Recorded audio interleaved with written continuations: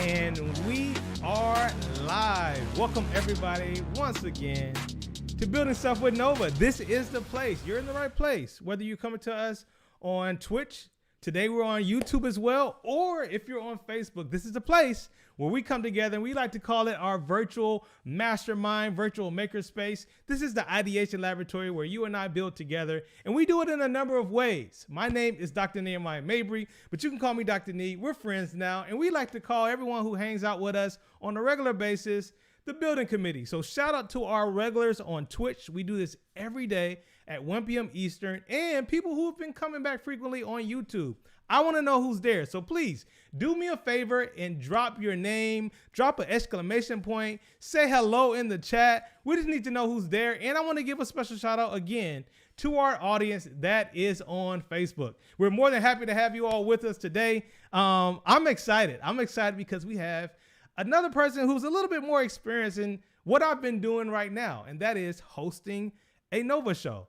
Today, I'm going to be bringing with me another experienced individual. As a matter of fact, let's just bring up the agenda. I'll show you right now his name. His name is David Pogue, and we have him in the green room, our virtual green room, if you will. And we're going to go behind the scenes with his experience as a Nova host. Yes, he's been able to host about 20 plus or minus Nova specials, and he has experience in stories upon stories that he's going to share with us today. But with that being said, again, I want to say hello to the building community. What up, JM Simps, Doc Mary? Yes, salute to you. We see you at Clockwork over on Twitch. Good to see you. Papa Stem is here. Let's do this. Herself is here. Who do we got on YouTube? I want to know who we have on YouTube today. Shout out to the YouTube audience. You all are familiar with us now. You've been coming back, checking out this content, and I'm super happy to have you all with us. So shout out to that Opal guy, Felicia, D-Pro, good to see you, Wyatt. Everybody's here hanging out with us over on YouTube. This is a great day. So that being said, I want you all to understand that today is going to be a great day, because we have David Pogue with us today. And he's going to show us some pictures, some images, some sneak peeks behind the scenes of what it's like to be a Nova host. And I'm hoping he can give me a little advice too, as I am in the thick of it today. And then we're going to, of course, share you what's to come. We have so much more planned, because at the end of this season, as we go week after week after week, I think you all already know, especially our YouTube audience and Twitch audience and Facebook, you should know by now too, that we have a 4-day engineering escape room that we are building up to bit by bit, that we are going to have as our culmination of this platform known as Building Stuff with Nova. So with that being said, hey, future doctors, hey, everybody, I need to know if you all are super excited as I am to have David Pogue here. That's right, Sarah. I'm glad you're happy to be here. I'm happy to be here as well. Facebook, I need you all to put some emotes, emojis, some flames, some hand claps, put everything you can together, because right now we're going to bring David Pogue to the screen. He's an experienced Nova host. David Pogue is an American technology and science writer. He's a TV presenter and correspondent currently, even for CBS News on Sunday morning. He has hosted, like I said, around 20 Nova specials on PBS, including Nova Science Now and the Making Stuff series from 2011 to 2013 that we're going to talk all about here today. So with that being said, as the emotes, as the energy is dropping, I see you all across platforms. I want to present to some and introduce to others our guest for the day, someone who is a big brother of sorts in the world of science communication, none other than David Pogue. You all put your hands together. I'm looking for it. Papa Stem got the energy going. I see you all on YouTube. You got the energy going. Let's go, Facebook. David, how are you doing? Doing well now. I'm excited to be here. You're excited? My flame emote for you. There we go. Man, I wish I could give you a nice virtual high five, virtual fist bump. Everybody in the chat is live. We got dinosaurs. We got head shaking over on Twitch. We got flame emoji, flame emote. We got everything coming. Head shaking. I'm not sure about that one. Hey, listen, this guy. Let me tell you, I know you've hosted a number of things, David, but Twitch, I got to give a shout out to Twitch. This has been a unique experience on Twitch. Have you spent any time on Twitch? I have. My son is a big Scrabble player. He is, in fact, the two-time North American Youth Scrabble champion, and he has done a number of live Scrabble games on Twitch. Oh, that's cool. That's different. I haven't done any Scrabble. We've been playing a number of like, aerospace engineering games, bridge building games. We've been playing the C game, Subnautica, but Scrabble, that's the new one. Okay, we gotta check out his channel. And I did a story on Twitch too. So I've been to the headquarters. I've interviewed some of the people there. So yeah. Got you. Very cool. Well, listen, David, I don't want to waste much time because I've already had a conversation with you, and we have a wonderful audience ready to go across Facebook, YouTube, and Twitch today. But I want to say one thing before I go, and that is before we jump into it. We are having an application process. You may have heard me in the intro, David, and everyone, I want you to know we are welcoming applications for people to be participants/players in real life, people who are in our escape room game. So this entire show, if you will, David, is culminating in a 4-day escape room experience. And we're going to welcome someone right now who is online to apply to be one of those players that can join us in Boston, Massachusetts, participate in the 4 days, and ultimately be a part of the finale. And I think it's pretty cool. Does that sound like kind of a unique thing? I know you've done a lot, but what do you think about that? You're building a physical escape room, not an online one? A physical escape room. As a matter of fact, it's going to be online, and then it's going offline in real life, but then people online will also be able to participate and give ideas and help that. Yeah. I mean, I'm a huge escape room nut. We every city we go to, we look up the best escape room and we go. But I mean, they're an hour long. 4 days, dude. 4 days. 4 days. Never been done before. And here's also the kicker. And I want everybody on Facebook and YouTube to know, because my Twitch audience already knows this. We've been designing this together. So there are certain Easter eggs and certain insights and secrets that the building committee already knows. So they're going to have a little bit of a leg up. But yeah, 4 days, we have a whole narrative and everything ready to go. Wow. That's a long escape room. Indeed. Almost like a no escape room. Exactly. No escape. So I'm going to ask Nova really quick to drop the Twitch link on Facebook and on YouTube, so you can come over to Twitch, because we have the application exclusively on the Twitch platform right now, where you can apply to be a player and a participant in that culminating finale of the engineering escape room. And that being said, David, why don't you tell us a little bit about your varied background? We're going to show your screen right now, some of the things that you've been doing. Man, just give us a nice little high level as we dive into what is a behind the scenes journey with you today. Yeah, I was a music guy. I wrote musicals in high school, and I was a music major and went to New York, and I conducted Broadway shows. I played the keyboards in pit orchestras. I conducted shows, and I started doing sheet music software. Like, I got really into Finale and stuff like that. And so suddenly I became this guy who's writing about software. I would review these things, and along the way, so what you're seeing now are some posters of the shows that I've hosted for NOVA, but how I got there is really weird. So in 2001, the National Science Foundation gave NOVA a grant, $3 million, to make a mini series about materials science. Yeah. Okay, so in case you don't know what materials science is, it's the relationship between the structure of materials at atomic or molecular scales and their macroscopic. Like, this is not a TV show. Okay. Not exactly a log line. Right. Not exactly a log line, if you will. No. This is dry as dust. So the people at NOVA did exactly what you would think. Nothing. They sat on it. They put it in a drawer. And then in 2010, National Science Foundation said, hey, you going to make that show or what? And so this guy, he's now the co-head of NOVA, but we know this guy, Chris. That's Chris. Shout out to Chris. Yeah, SciTV guy. But then he was a lowly senior producer, and he had this idea. Okay, let's make the show, and what we'll do is we'll have a host, and we'll pick a non-scientist. So, like, here I am, a music major. I'm not a scientist, but I was writing this tech column for the New York Times, and I was doing a lot of TED Talks. And he goes, somebody, curious who'd go toe to toe with these scientists in the interviews.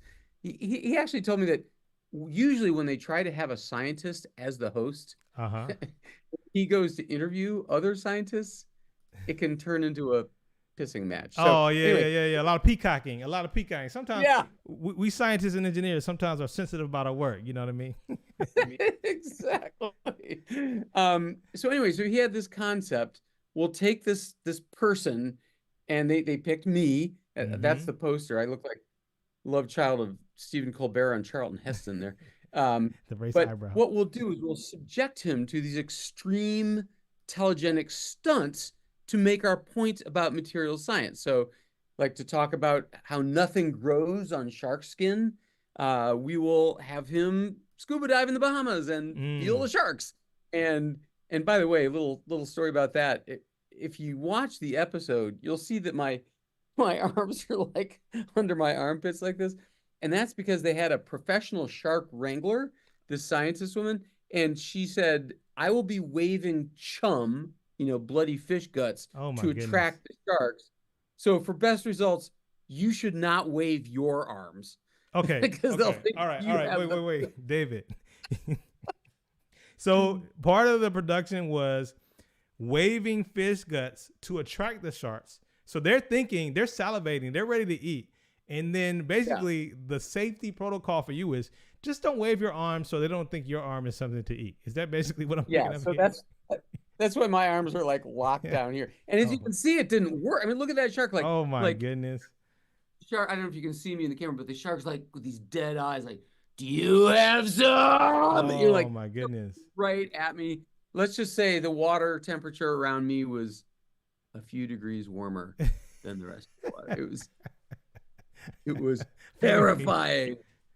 But anyway, so like to talk about the tensile strength of steel, we went on a nuclear aircraft carrier to talk about that cable, the arresting cable that stops the planes when they land with their tail hook, and to talk about how birds fly. They sent Mm-hmm. me hang gliding, and to talk about how the next generation of food is going to be insects.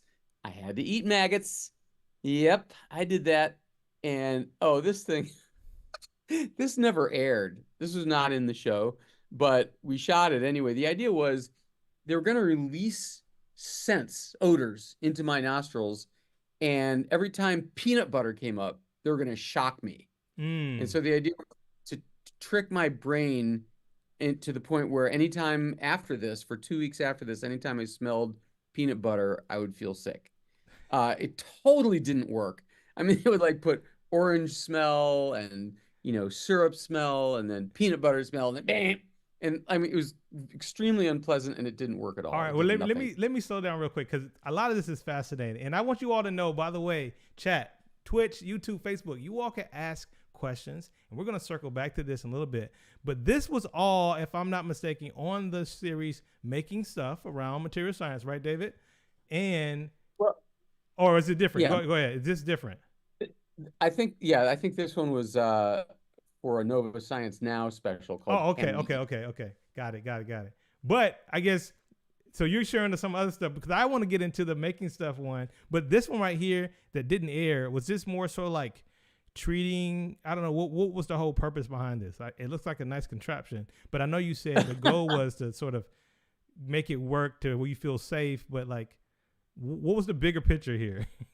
So so this show is about food, and I Okay. believe that the point that they're trying to make was the importance of scent Uh huh. to your food experience, that your Oh. brain has a huge effect on whether you think something is delicious based on all the different sensory inputs you get. You Okay. get how it sounds, how it smells, stuff like that.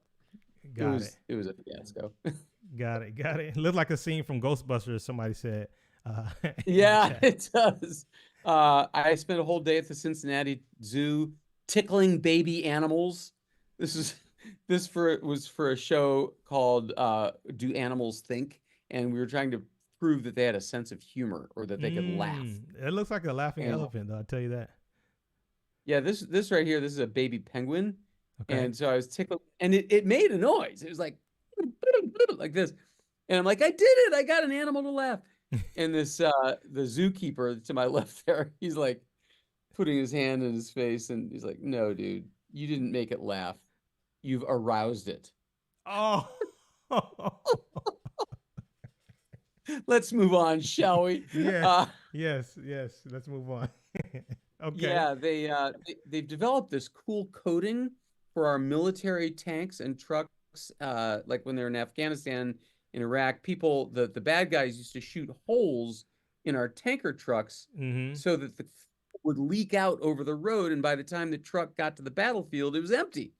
So they developed this cool rubbery coating that instantly seals bullet holes the minute they happen. And they had Oh. a sharpshooter there to demonstrate, and he would shoot holes in the tank. And they let me try it too. That's Oh, an I say, I thought this was the AK-47. sharpshooter. I thought you were the sharpshooter for a second.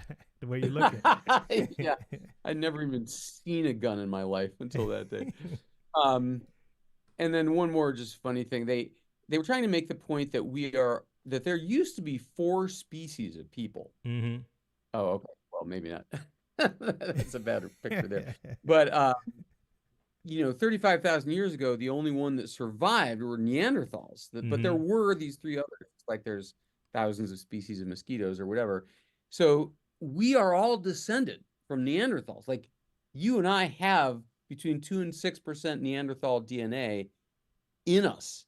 And I mean, I actually use that here at home. Like if I leave my underwear on the floor, I'll just tell my wife, You use that percentage. 3% Neanderthal. What do you expect? Some people have more, So, maybe a little bit more percentage than others. Some people, I guess. yeah, exactly.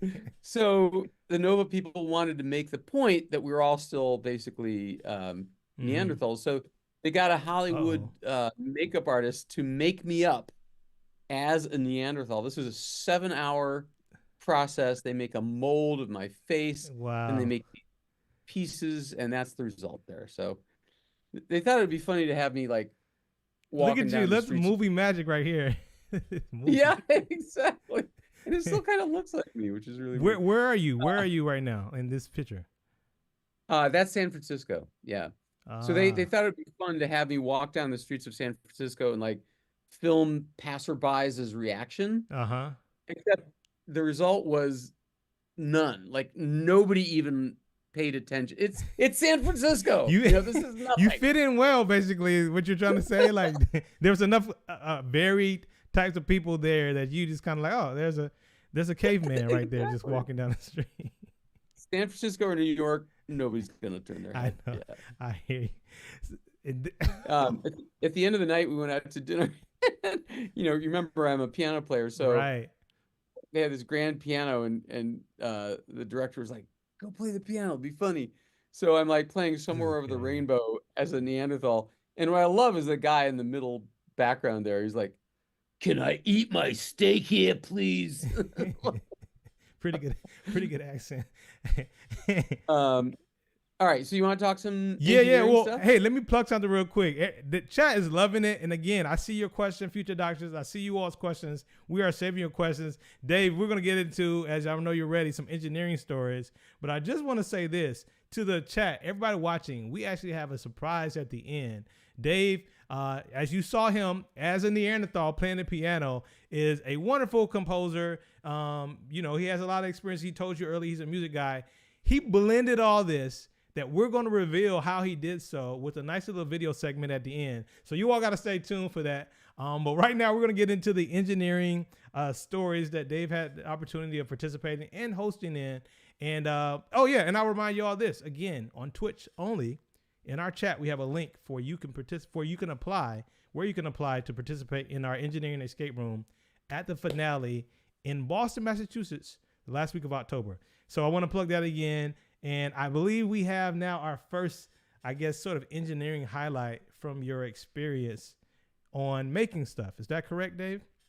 Yeah, I was just trying to show you some of the goofy stunts they would do to try to bring material science to life. But these are actual science shows, so yeah, we're actually learning stuff. So everybody knows Boston Dynamics today. They're the world's leading robotics maker. They're funded in large part by the military. Mm-hmm. They were bought by Google a few years ago. But before they were at Google, when they were just basically a startup, we paid a visit to them, and we got to try out AlphaDog.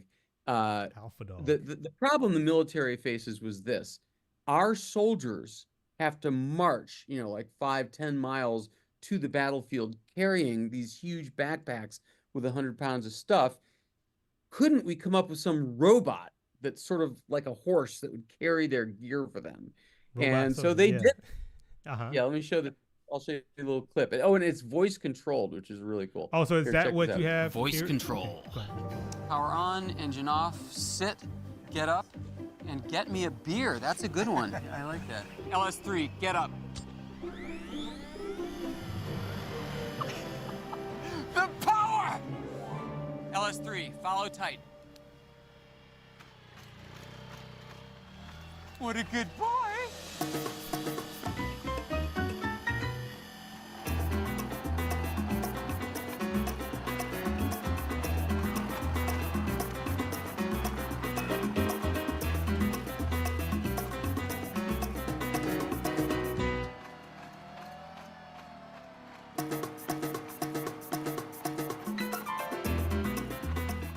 So cool, man. You didn't get nervous bending down and tying your shoe? I feel like it would have kept walking up on me.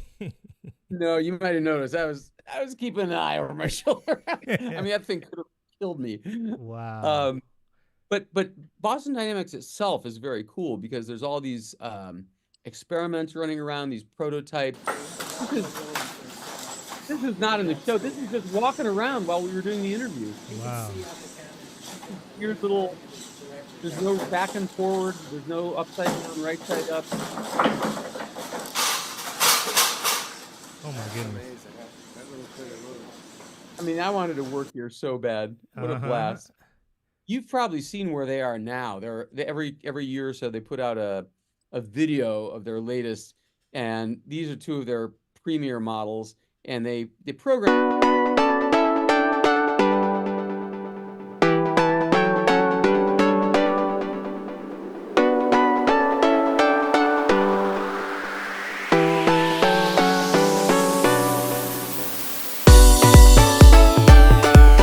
One of the most famous ones earlier, they wanted to show the military clients how resilient these things were, that even if if one of our enemies hits them or pushes them, or if they come into rough terrain, they bounce right back. Oh yeah. So they're testing it. Yeah.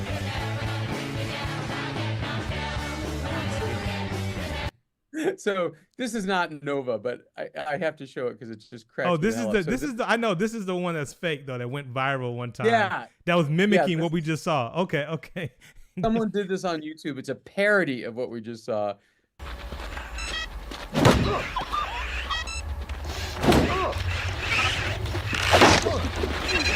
Parody, guys. And then takes the little creature and gets out of it. Anyway, I love that. So anyways, we did a whole special on robots, and this one was on military robots that are designed to look like birds and insects and stuff like that. So think if there were, so this might look to you like a hummingbird, and you'd be right, that is a hummingbird. But there is a hummingbird robot, and that's the robot. That's the military robot. And if you think about it, this thing, it's got cameras for eyes, right? So like here's what it looks like with the head off. Oh man. So you could fly this thing, outside a safe house of the enemy and listen in to what they're saying. I mean, this is like Black Mirror stuff. This is like super cool. For sure. There was even I think it was MIT, they were even working on an insect robot.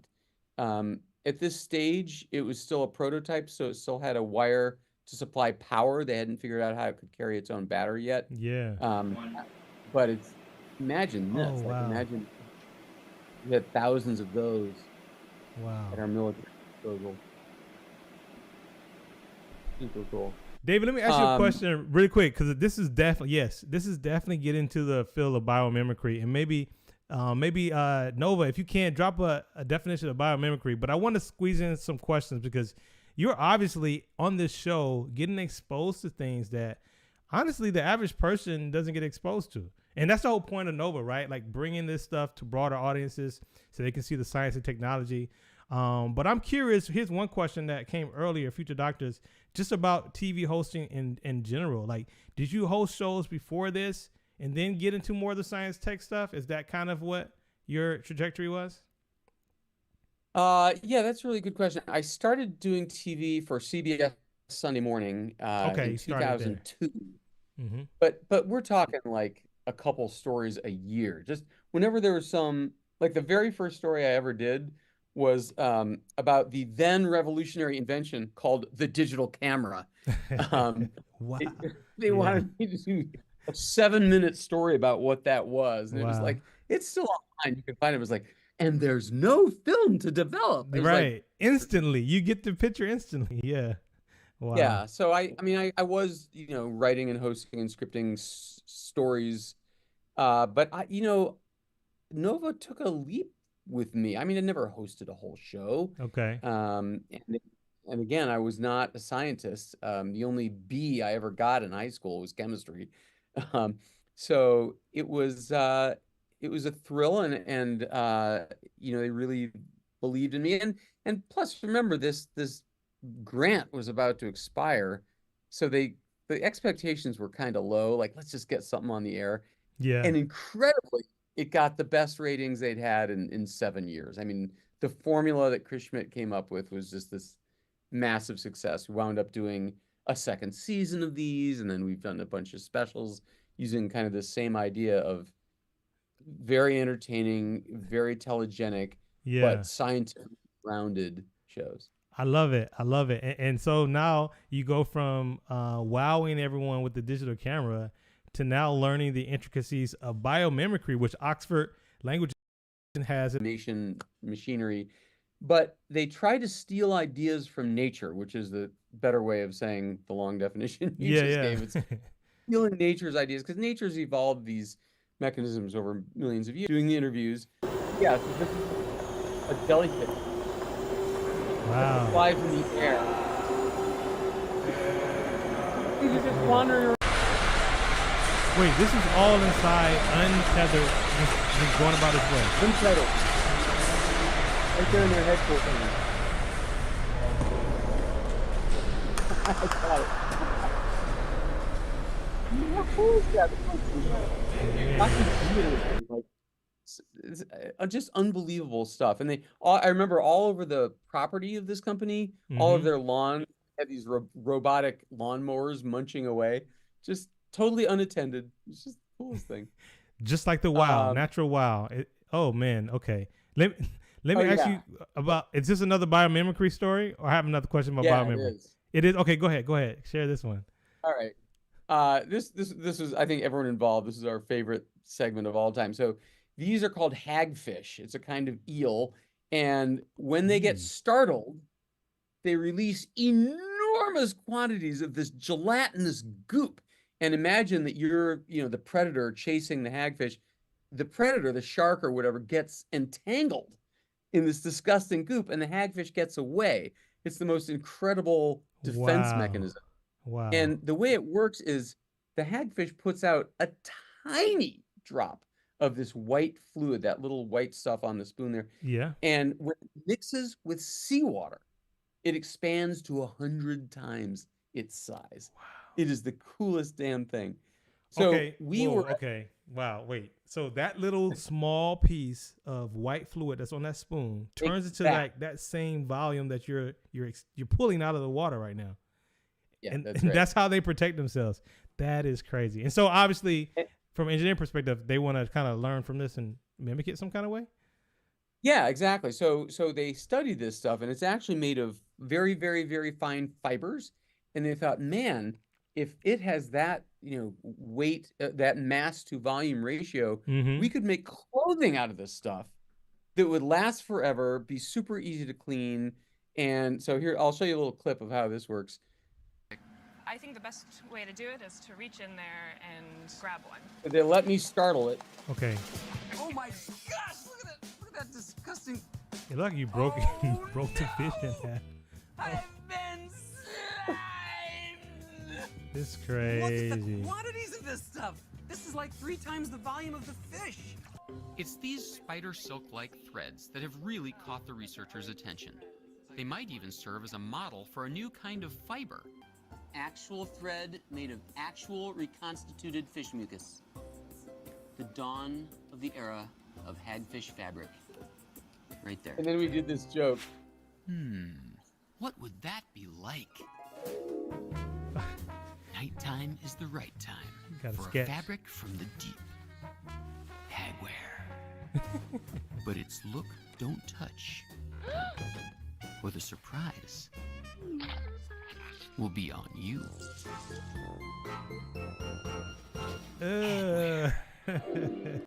And by the way, props to GBH for letting us put in such a shout out to Nova and GVA. First of all, that was a little SNL-ish right there with the sketch. It is on the by the way, hagwear, and not very Nova-like. Like this show's been on the air for 50 years, and this is comedy right here. So there were letters, there were letters from the old guard, like, this is not science, this is entertainment. But listen, if I were to tell you what will make this memorable, it would be that right there, right? Like the fact that I saw you, first of all, pull it out, and then now we have the sketch of this is if you had a suit that was made out of it. Let's just say that date wouldn't end well. I don't think it would. No, I think you're right. I think it's brilliant to include memorable comedy with Bits. Science. It sticks in your brain better. What as you go to this one too, maybe you can weave in a little bit more of like what you found inspiring about the innovation that's possible, particularly even here where you talk about making stuff colder, because I think I know a little bit about this story here. Yeah, I think one general point that I would make is that people are worried about the world, people are worried about the climate, and the headlines, the media, and I'm part of it, they emphasize the bad stuff, right? And there's so many millions of little blossoming flowers of innovation and ideas all over the world. Like even when there was a president in charge who like denied climate and shut down all the climate programs, didn't matter. In states and cities and labs around the world, people are working on this. And I think that it doesn't get press, it doesn't get headlines, but it's super important to understand that there are thousands, hundreds of thousands of projects and scientists and labs working on the problem and actively working. That's really good. Yeah, that's really and good. this here is one of them. This is for a show called Making Stuff Colder. We went to Fairbanks, Alaska, where it was very cold. Look at that. And by the way, I noticed that all the cars had these plugs dangling, and I'm like, wow, how cool is that they all drive electric cars here? No, they're not electric cars. That there is a heater for the gas tank because it gets so cold at night that the gas will freeze in your tank. So you got to heat up your gas tank so that you can drive your car. That's crazy. Yep, that's right. So the fun fair there, like what did kids do for fun in Alaska? They make carnivals out of ice. Out of ice. Like this is ice slides. That was fun. Slide, ice sculpture contest. Like look at these ice sculptures. They're like crazy good. That's Little Mermaid. They had there you go. There's your alter ego, or at least the cross between. Exactly. The producer thought it would be hilarious if I'm walking through this ice sculpture contest and there's one of me sitting there. Yeah. But the point of all of this, the reason we were there is that because of the climate crisis, permafrost is melting all over the world. Permafrost is just what it sounds like, permanently frozen ground. It's been frozen for millennia, but now it's thawing, and anything we build on that is starting to tilt and sink. So all the buildings in Alaska are subject to melting permafrost. And so if you go underground and look at the permafrost, that's what it looks like. It used to be solid, icy stuff, and now it's slowly turning to mud. Yeah. So there is a solution to this, and I love this so much. So we went to this lab, and what you're looking at here is a hollow glass tube with a vacuum. So there's no air in there. They pumped out the air. Mhm. There's some water at the bottom. And what happens is when I put my hands on the bottom of the pipe, the water boils. And I don't know if you remember that thing, the boiling point of water when you're up at altitude where there's not much pressure is lower It's than it is lower, at so it sea. doesn't take as much to boil the water. Okay. Oh, that makes sense. Yeah. That's right. And when there's so little pressure that it's a vacuum, you can make water boil with your hands. Like imagine the boiling point is so low that your you can hand, the use your- heat from your hands is enough to boil the water. That's crazy. That's right. Yeah. So what he's demonstrating here is I heat the pipe, the water in the bottom bubbles and boils, turns to steam. The steam goes up the pipe, and at the top there, he's holding snow. And snow does exactly what you would think. It makes that steam condense back into water, releases the heat, and turns back into water and falls back down. So it is a cycle. The water boils at the bottom, rises up the tube, releases its heat, gets cold again, drops to the bottom. There's no power, there's no batteries, there's no fuel involved. It's a perpetual cycle of taking heat from the bottom of the pipe to the top. Does that make sense so far? Hey, that's it. I get it so far. Yeah. That's engineering, baby. All right. Yeah. So his idea, and it's called a thermosiphon. Yes. That is a siphon that pulls heat out of one place and puts it in another.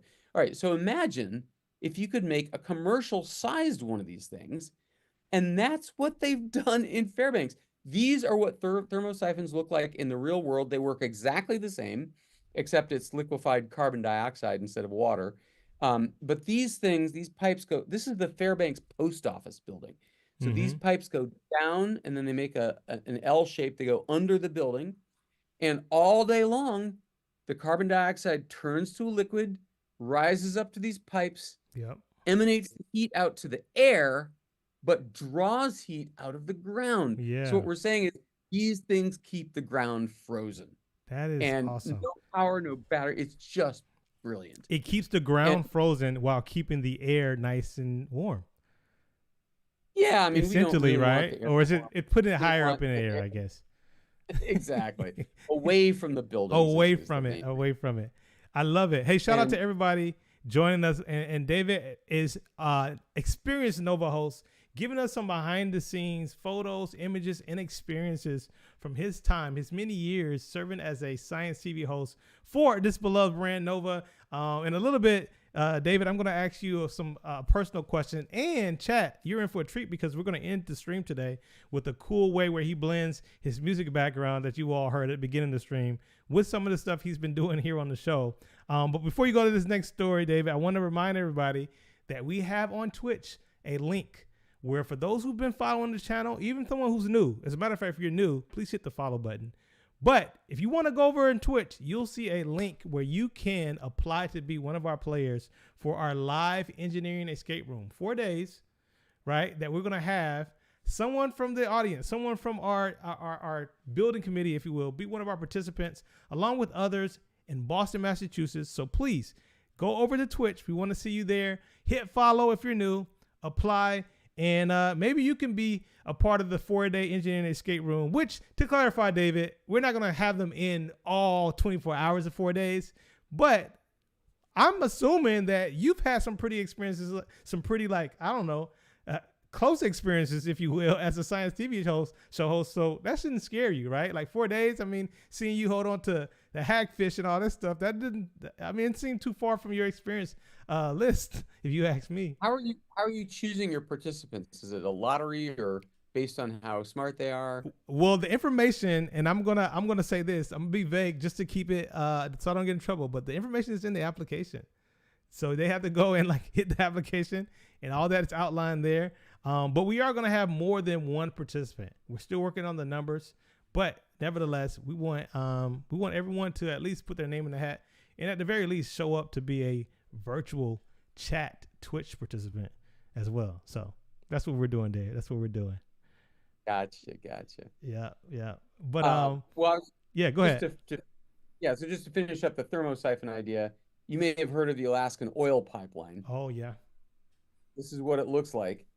And they've got thermosiphons on that too, because imagine what a disaster it would be if the ground turned to mud under that and the thing started gushing oil everywhere. So they use thermosiphons, free energy, free heat sucking out of the ground forever. Oh yeah, this is so dumb. This is that company in Colorado that you can have yourself frozen after you die. Oh, and yeah. then, you know, the hope is that in 1,000 years they'll have fixed whatever disease killed you. It's never been shown to work. No one's ever been So revived. those are people in there? Those are cadavers in that? There's people in there. Yep. Oh, yep. wow. They have like 27 clients in liquid nitrogen, maintained for as long as this company's around.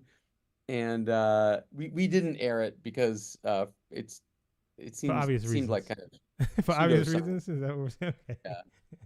Didn't really seem like it was real. Oh, anyway, I got a couple. Okay, no, I think I know. So this, correct me if I'm wrong, because I know you're gonna show it. This is the fluid that changes its viscosity whenever you impact it or something. Okay, yeah. You all chat. Get a load of this. This is awesome. Yeah, this stuff is cool. It's basically motor oil with little iron filings in it, and it's called magnetorheological fluid. And what that means is that when you put a magnet to it or an electromagnet, it turns from a liquid to a solid. And so the idea here is that you can put it in shock absorbers of a car or a truck, and regular shock absorbers, you know, it's based on a spring. And so when the ground is a little bumpy or a lot bumpy or changing second to second, you've got the same spring there the whole time. But this stuff, an electromagnet, can be changing the viscosity of that liquid hundreds of times a second. So they demonstrated this to us in a military Humvee that uses, well, first of all, magnetorheological is a long word. Yeah. So people just call it MR fluid. MR fluid. There we go. I asked the scientist, is it okay to just call it Mr. Fluid? And she said no.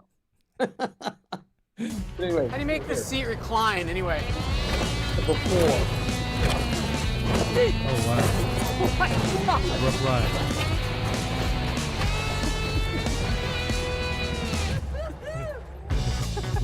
That was pretty bouncy. Should sell tickets to this thing. For round 2, the Humvee gets Lord's shock absorbers. Flexible reactions, built right into the material. Ah, this is nothing. How do I adjust the AC? This is cool. So it's really cool. But one reason I wanted to show you this part is that when we interviewed the scientist, she wanted to play a prank on me. So she had this cup filled with MR fluid, and she was going to pretend to throw it on me. But the prank was that she had underneath the cup a magnet. So it was supposed to turn the liquid solid so it would never leave the cup. But a smoothie comes in gray. Oh my God. Oh my God. What the hell? She actually threw it on you. Oh my God. And then the person in the window saw the whole thing. Yeah, so if you watch that scene in the finished show, you'll notice that midway through the interview, my shirt changes. And now you'll know why. It never came out of that shirt. That shirt was trash. Oh, man. All right, should I tell you one more? Go ahead. This is pretty nuts. So in 1995, these Army Rangers were doing an exercise in Florida where they walked through a swamp, rifles over their head, temperature like 58 degrees, 60 degrees, and 5 of them died of hypothermia. In the middle, the Army's like, what? How do you die? And so as a result of that experience, in Natick, Massachusetts, they built this military weather chamber. They could do anything to it. They could make it cold, hot, rain, wind. They could change the air pressure, the humidity. And so they would subject soldiers to this to find out what's happening to your core temperature in various combinations of weather to figure out what happened to those guys. And so they had me go through what they put the soldiers through. Yeah. I'm carrying 100 pounds on my thing. They subject me to weather, and then they put me on the treadmill. The really unfortunate part about this shoot was to monitor my core temperature. You can see what she's holding there. It's a thermometer. Did it go like It is a your rectal back? thermometer. Well, Wait, yeah. say that again. Yeah, it's a rectal thermometer. Oh and man, $300 million facility. They can't afford wireless ones. I'm saying, right? So that Wired rectal. It is like, I can't even, like, worst day of my life. So first they rained on me 49 degrees, freezing rain for 15 minutes. Then they blew cold wind on me for 15 minutes, freezing cold air. And then they put me on the treadmill. See what would happen. But this is just the beginning of what Castellani has in store for me. 41 degrees. Oh, 41. That's the temperature in the chamber as ice water rains down on me. That's listen, So cruel Dave, and we're gonna do this unusual. for 10 minutes. 10 minutes! To kind of give you an idea what's going on with you physiologically right now. I know what's going It's on freezing, with me right, David? physiologically. I'm turning into an ice cube. Yeah. Castellani and his colleagues developed this procedure not to torture folks, but to solve a mystery. In 1995, a squad of Army Rangers waded through a swamp in Florida. Within hours, 4 died of hypothermia. Yet the temperature was 59 degrees. To understand why they died in such temperate conditions, the Army developed this experiment. We're gonna have you get back on the treadmill. So, after my cold shower, a 30-minute march in 15-mile-an-hour wind. To mimic again, you're outside. He repeats this. And we're gonna have it rain on you Look at again. that face, Over David. You don't look like you're ready to be deployed. over. Suddenly I'm dreaming of the days when it was 104. Their investigation discovered that it was this combination of wet, cold, and wind that killed the Rangers. So if you were, say, in 50-degree water and immersed to the chest, that water is conducting so much more heat away from you than would air. I can see that. Their research established safety guidelines for troops in the cold. Anyway, so very cool. Dave, this is and I know you got story upon story, but I want to get some audience questions in here. Audience, if you have any questions for author, musician, science TV host, all around great guy. What is it? In this case, it almost looked like you were experimental specimen, David Pogue here. I need you all to get those questions in. YouTube, Facebook, get the questions in right now, because what I just saw, David, reminds me of what we're going to show everybody at the end, a nice little cap on this episode of what you experienced as a NOVA host. So we'll get one more story. We'll let you share this story here, like you looking like Ricky Bobby over here about to go around the track. We're going to share this story. Get your all's questions in the chat. We'll ask some questions of our guests today, and then we'll give our nice sign off of a video that we have prepared. But yeah, what is this here? This pretty much ties it all together, both the science with the torturing. Okay. This was a robotic racing car. It's an Audi. It's out of Stanford University. The idea is to apply the lessons of machine learning driving to regular cars, to make regular cars safer. But the problem was they put me in it, and it's a very good, I mean, it goes, 180 miles an hour, self-driving, but it is not very smooth. This thing's like making corrections, like jerking, and well, you'll see. We're off. Just like a big, expensive toy.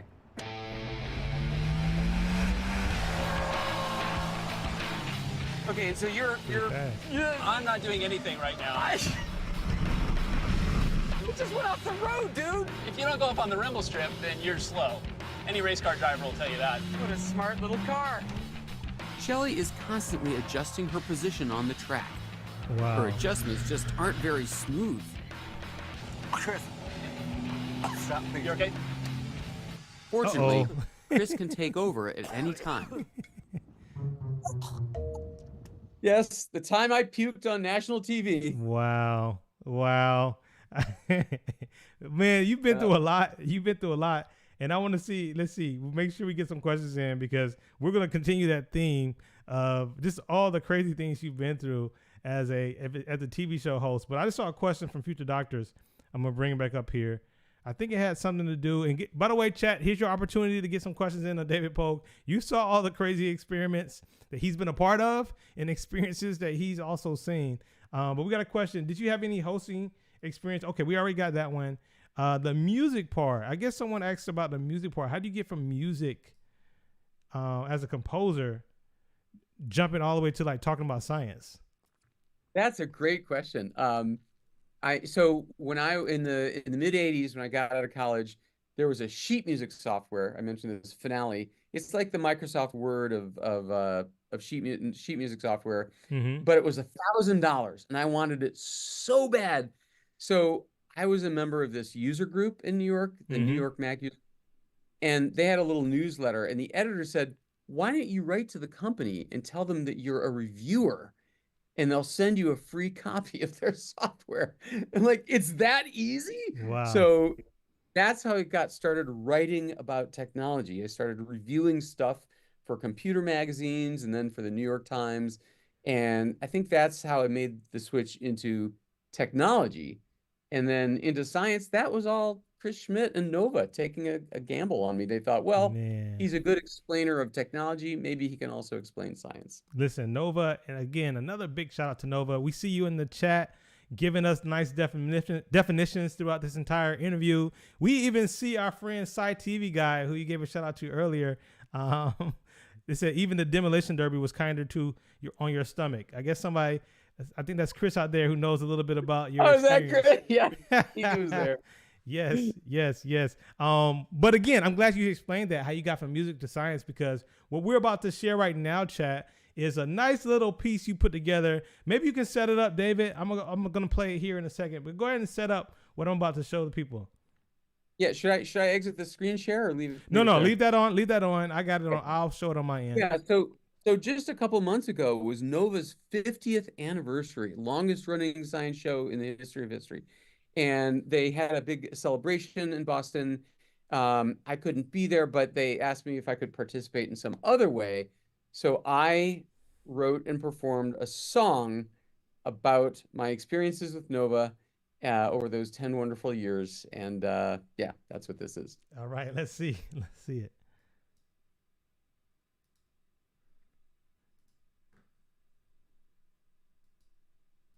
Hey there, everyone. And to NOVA, happy freaking 50th birthday. I'm David Pogue, and I had the good fortune to host 20 NOVA specials over the years. See, back in 2009, the National Science Foundation offered GBH a grant to make a mini-series about materials science. Okay. So just in case you're not familiar, here's what materials science is. Okay. The relationship between the structure of materials at their atomic or molecular scales and their macroscopic properties. Yeah, that's a great topic for a 4-part mini-series. That's going to get ratings right up there with the Kardashians. Anyway, at the time, Chris Schmidt was not the co-uber lord of NOVA. He was a mere underling producer. And he had this idea. Suppose they got a curious non-scientist to be the host of this thing, and they would subject him to all these extreme sort of torture stunts to make the scientific points. You know, to illustrate the crumple strength of steel, they'd put him in the back seat of a demolition derby car without a seatbelt. The resulting miniseries was called Making Stuff. Look at that. I look like the love child of Charlton Heston and Stephen Colbert. And it was a huge ratings hit. So we made another 4 episodes of Making Stuff, and then we did Hunting the Elements, and then after that we did another bunch of series and shows, all based on the same basic principle of subjecting me to various telegenic stunts. And through it all, you know, I grinned and I bore it. But through it all, there is something that I very much wanted to say.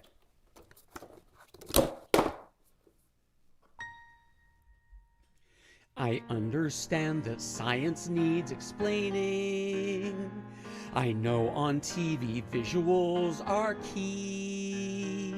I like the thought of mixing tech with danger.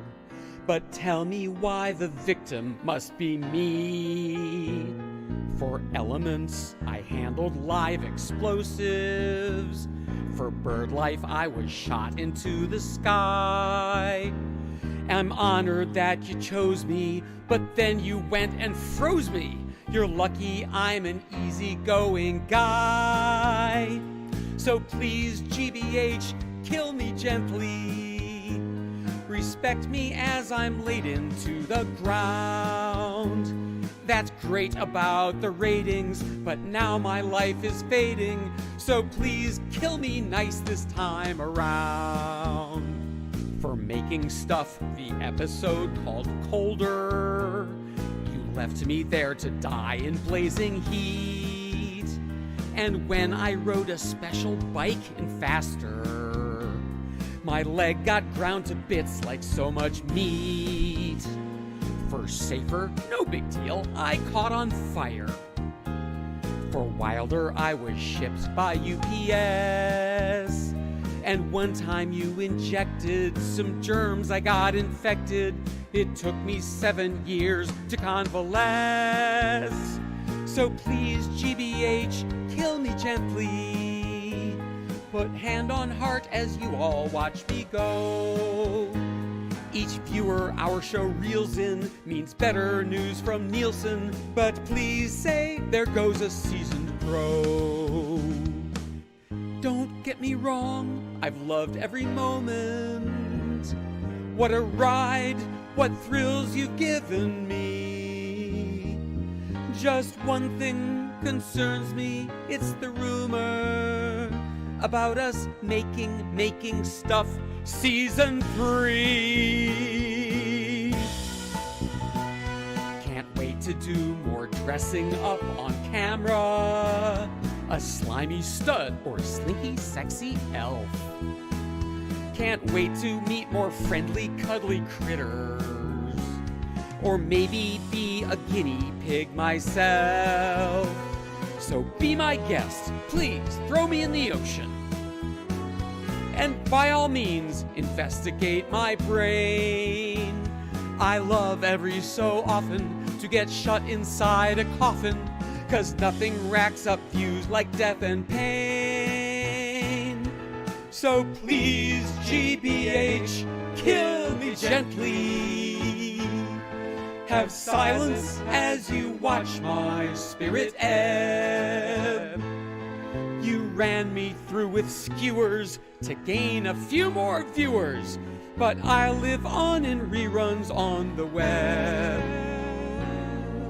Yes, I live on in reruns on the web.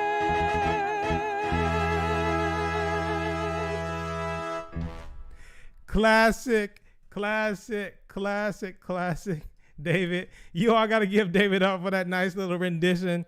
Kill me gently, please, GBH, Nova. This has been great, man. I love that you were able to show us some of the stories, particularly even the engineering ones. This was perfect for the channel to become, active in science communication, that wants to be even a TV host of sorts and experience all of these near-death experiences, maybe, that you experienced.